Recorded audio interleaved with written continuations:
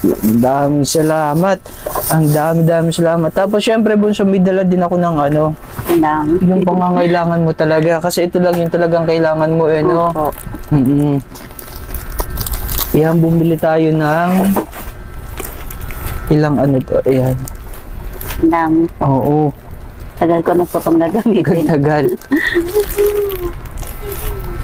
Pero nakakatayo-tayo ka naman dyan, ano? Opo, nakakaupo po ako dito na ibaba ko yung Gusto mo ba ng wheelchair? Opo, kasi po yung wheelchair ko sira na. Okay, sige. Maingay na. Pagpunta ko uli, ha? Kasi minsan po lumalabas ako papaaraw. Kasi Oo, kailangan mo yun eh. sa loob. Every morning. Kasi kailangan ng vitamina mo yun eh. Okay, sige. Promise ko yan. Pabalik ulit ako. Ha? Babalik po ulit kayo. Oo, babalik ako. Hanggat Thank you so ano, much oo. Tapos, ito, wipes. Kailangan mo din. Ay, puso. Ayan, bunso. Ayan, siyempre, hindi lang din yan. Bibigyan din kita ng allowance. Kunting panggastos. Nagpapadala ka ba doon? Yung mga Pag may baby ano mo? po, Pag pag may meron pera lang? lang. Oo, sige. Ayan, ano balita? Ano experience mo naman? Ano yung mga buhay mo ng mga nakaraang araw? At ayun nga po. Linggo?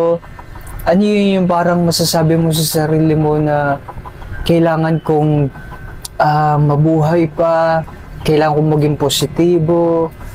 Ano yung mga kalakasan mo? Ano yung mga kahinaan mo ng mga nakaraang araw? Ayun nga po, kailangan na maging malakas para sa mga anak ko. Kasi lagi nila sinasabi sa akin, Mama, pagaling ka lagi. Kasi andito lang kami, pag may mga pinagdadaanan ka dito. Kahit ganun lang po sila yung edad nila, kung mag-isip sila ganun, kung magsabi sila sa akin.